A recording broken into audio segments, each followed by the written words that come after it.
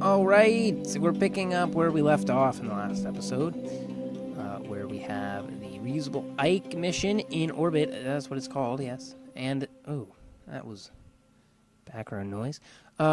So this is the probe, the Reusable Ike probe, right? Yeah. So this thing needs to go land on Kerbin now, so I'm going to go fly around, and we're going to aim for landing in the general region of the desert in between the mountain range to the east and the mountain range to the west. So we're going to aim for a landing spot there. The reason we're landing in desert is because it's flat, and it's a massive target that I can hit without too much difficulty. And we should probably start deorbiting right about now. Look at that. Right on position. That was weird. 4 frames in that. I don't know. I should probably stop calling out my frame rate. It's pretty useless. Alright. Hopefully we even have landing gear to actually slow ourselves down. We're still pretty close to the Reusable Ike mission, but we're not going to slam into it. So reignite the engines, bring up map view. Okay, so that is good. And we still have 422 units of fuel in each tank. We don't have any roll control, though, so... Alright, let's go to 45 degrees. So we're retrograde when we're actually re-entering.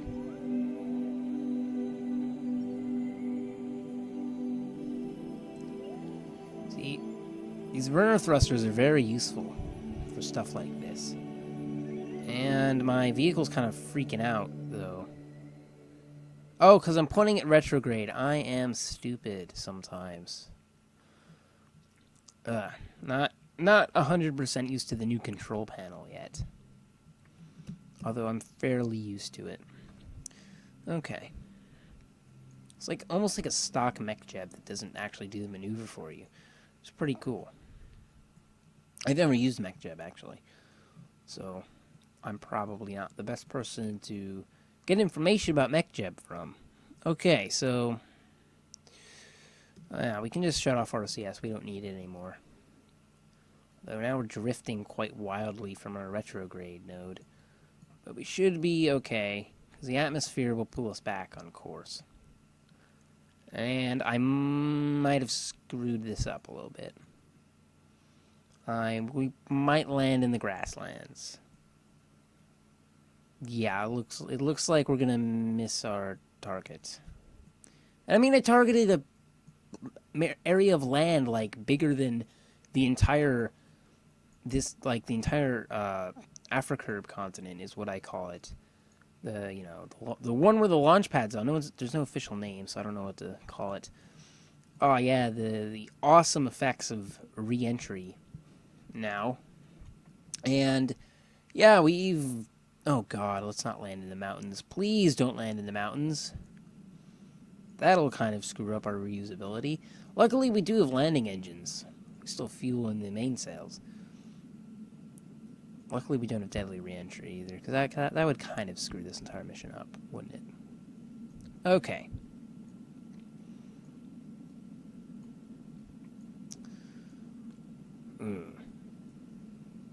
I'm just going to fast forward through the rest of this re-entry. Alright, looks like we're going to be landing on relatively flat terrain, but we missed our target by probably 100 kilometers or so, which isn't great. So let's deploy the parachutes. Hopefully we don't rip this thing apart and or explode on touchdown. And possibly both of those things will happen. Actually, if this thing gets ripped apart, the second thing definitely will happen. So, yeah.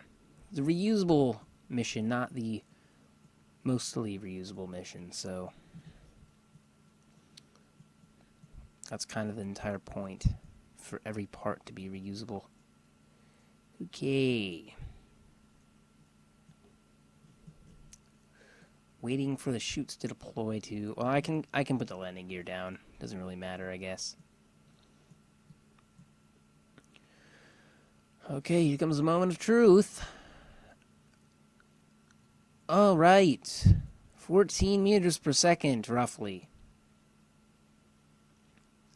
That's decent. That is decent. Okay. Well, we're going to have to burn a little of that off with the mainsails.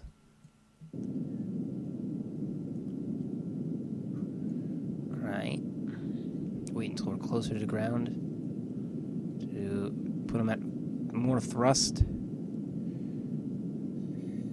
And... oh no! Cut off the engines. Oh dear. Oh dear. Oh god, this isn't going to end well.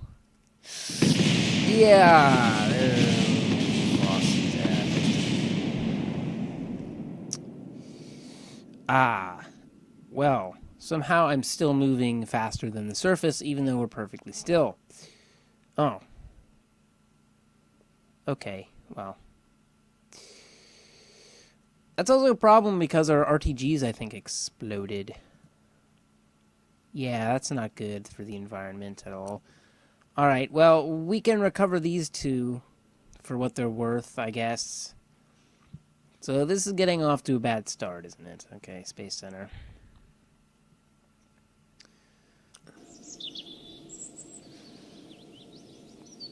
That didn't go quite as I planned.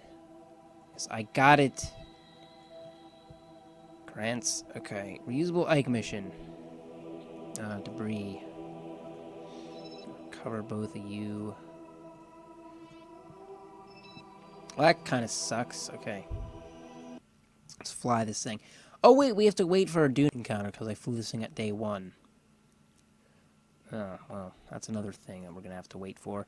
So, I will meet you back when we have that whole, yeah. I'll meet you back when we have that whole thing set up. So, see ya in a sec. Okay, this is what I believe to be a correct transfer. Correct transfer area, I guess. And, alright. Let's go fly the Reusable Ike mission. Set up a maneuver. I'm not going to make you... yeah, I'm not going to make you watch the entire burn. Because that would be boring. So we're just going to set up an Ike. Well, not an Ike, a Duna trajectory. Which I think we are at a perfect... or perhaps at a perfect angle to do such a thing. I think. Or maybe not. Set Duna as my target. What does this say? Oh dear. How far off are we? Oops. Let me see what you have to say to me. Uh-oh. Might be pretty far off. Actually, what... oh, wait, never mind.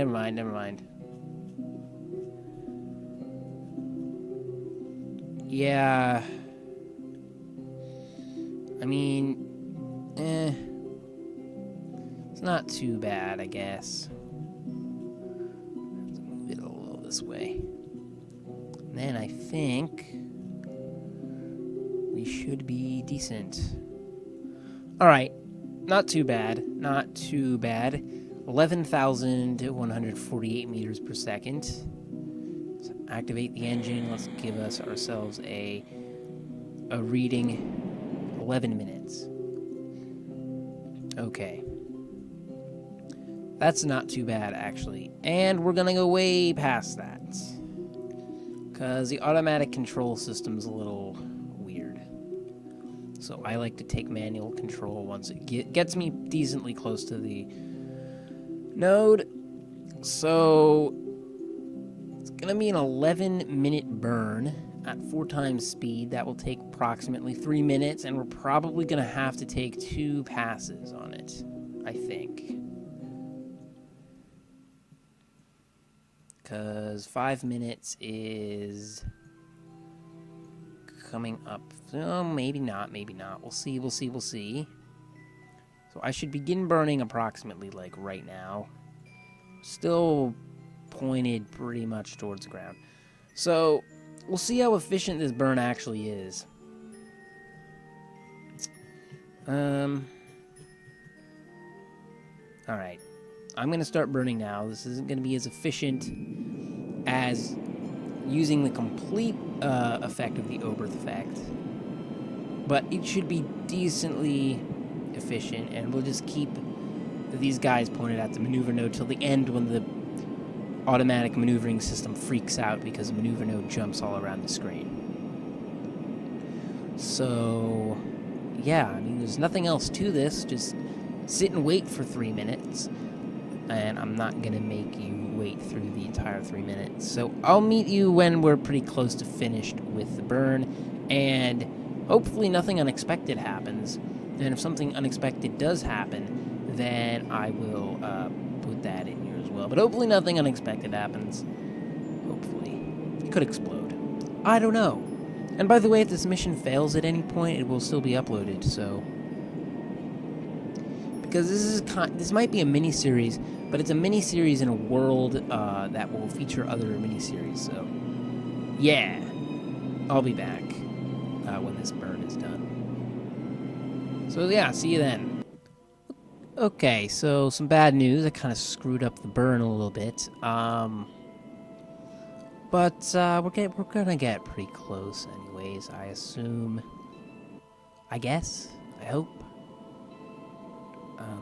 So yeah. Just waiting to get an actual encounter here, and then we can screw around with it using RCS.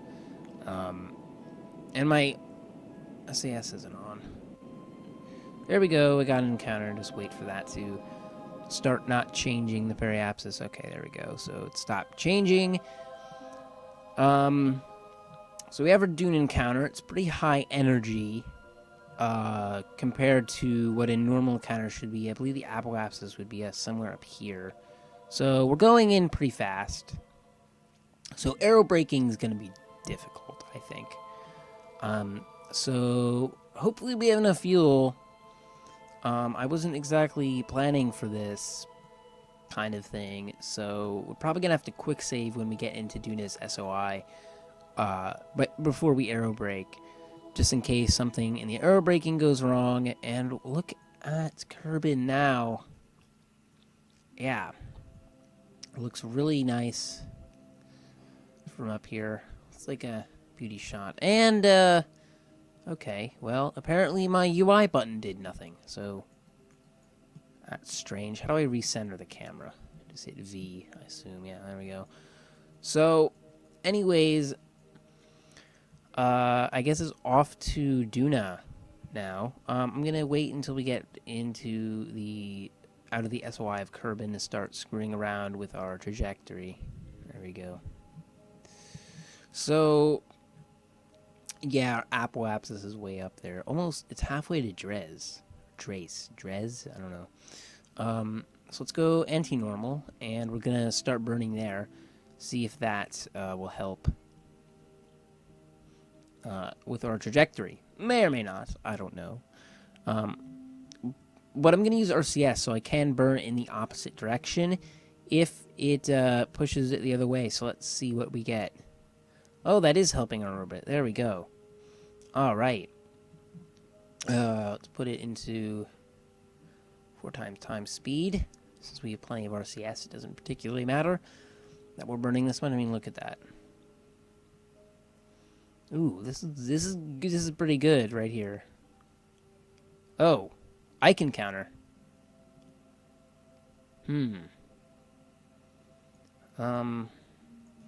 What does that do to our orbit within Duna? Over here, let me focus on Duna.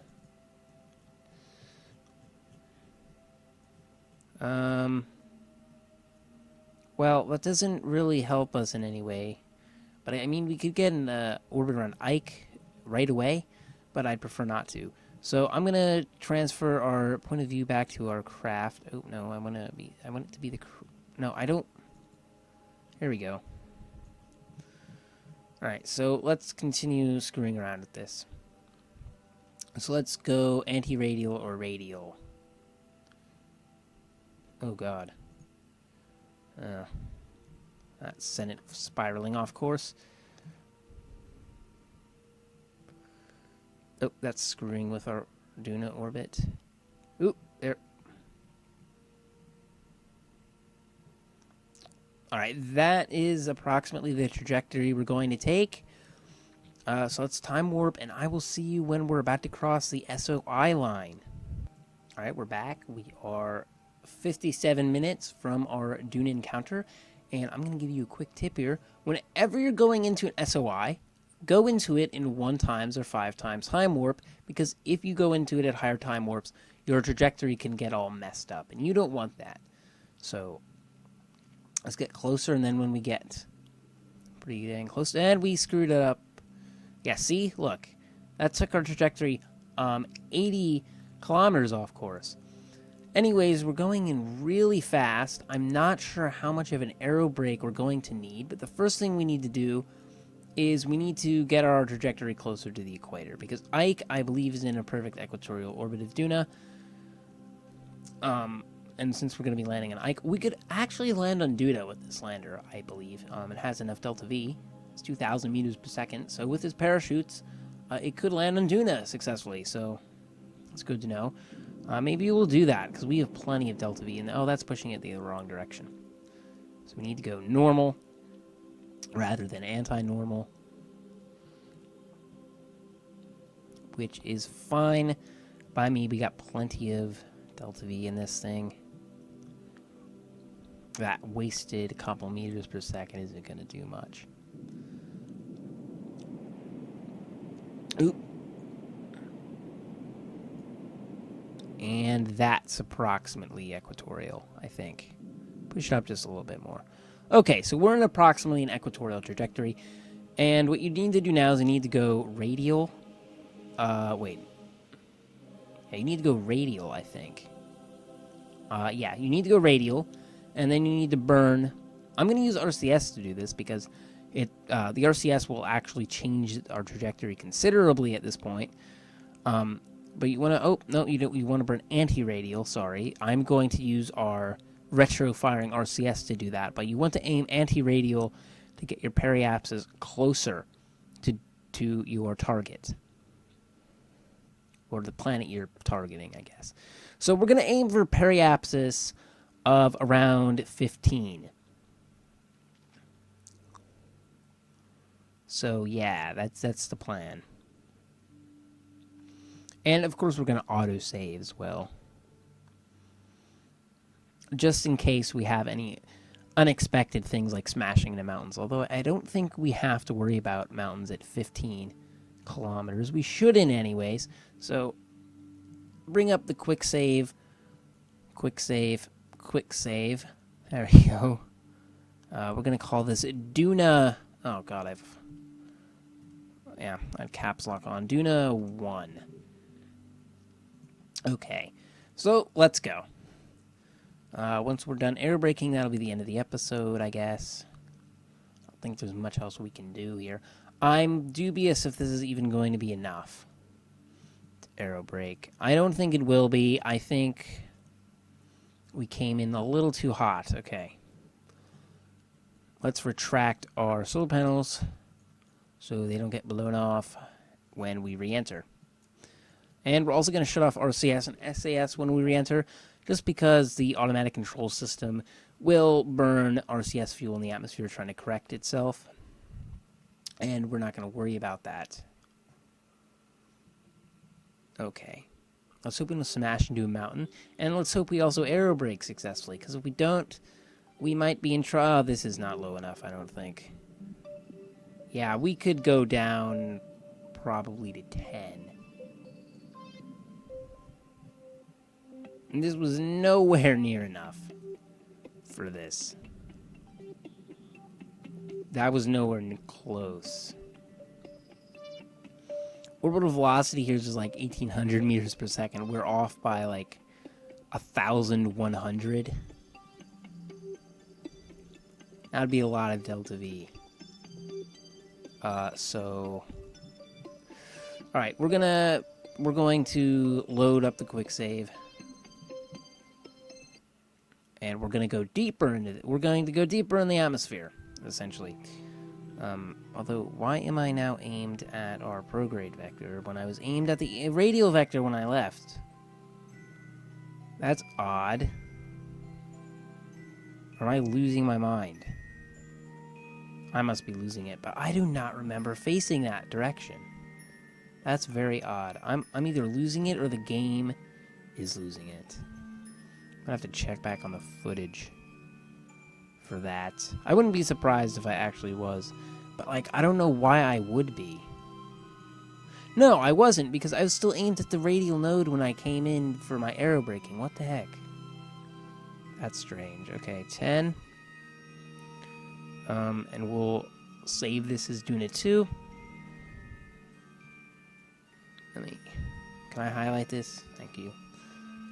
Pt.2. Okay. So, let's go. Oh god. Accidentally bumped something. Alright.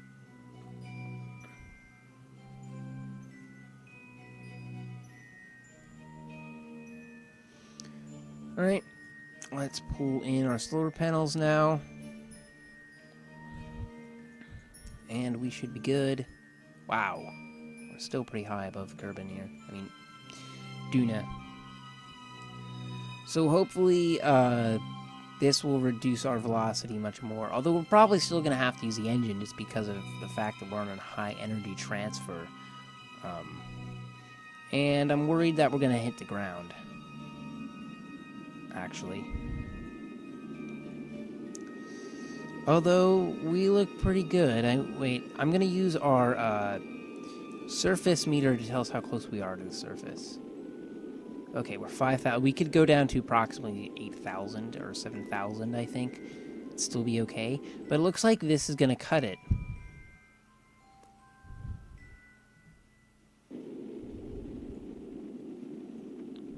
I think this will be good.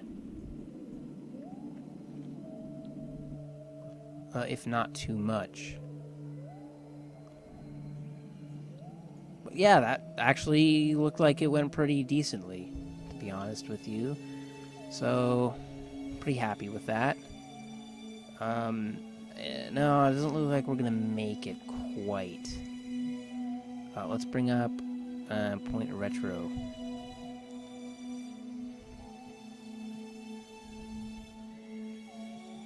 Oh, I don't have my RCS on. That would be the issue there. Okay. Yeah. We're gonna need to burn a little bit of fuel here. I don't know how much. Because unfortunately that didn't quite do it for us. So this video is going pretty long. Once we get into orbit, I will switch to the next episode, like right away. Hopefully we have enough Delta V to do all this mission. Should definitely, but I don't know. Gets me a little worried with that 2,800 meters per second, because we're already about halfway through our fuel. We still need to make it all the way back to Kerbin. So it just makes me nervous. I think we'll be perfectly fine. But you know, I'm always cautious. Okay, so we're about into orbit. Okay, we've made it. And I'm just gonna leave the Apple apps at Ike, and we're probably just gonna get an encounter by chance eventually, because Ike has a huge SOI. And someone on the forums pointed out if Kerbal Space Program simulated N-body physics, that this would be a binary system. I don't remember what thread that was. They'd be a binary system like Pluto, in which they share what is known as a barycenter, which is essentially the center of mass of a system. When you have an extremely large system like this, where the two bodies have similar mass, they occupy a central point of gravity that they both orbit around. that is called a barycenter. Alright, so I need to get this to roughly there. Actually, let me see. Okay, we're not going to get an Ike encounter. That's actually strange. Okay. Now this maneuver node has decided to reverse its nodes for some reason. I'm not sure why that is. But it has done so anyways. And we're going to go flying past this again. Although we have plenty of RCS right there. So it's not really that much of a concern.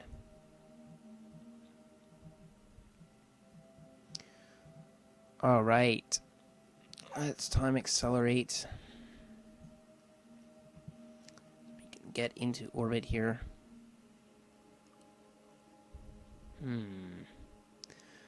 I'm not exactly sure why we're facing retrograde. We should be facing prograde here. Maneuver node screwed itself up, I think. Oh god. Why does it do that? I mean, I know why it does that, but it should be better than that. Like, jeez. Okay, well. Just burn out. And, let's get into, I believe, I'll just go into 100, I guess. Okay. Well, that pretty much does it for this episode. Let me extend these solar panels. So we are starting to run out of electricity. Because I will forget to do that later when we separate the lander. And then we'll run out of electric charge in this probe. But, yeah. So I will see you in the next episode. This has been me, Sub-Zero 7, and peace out.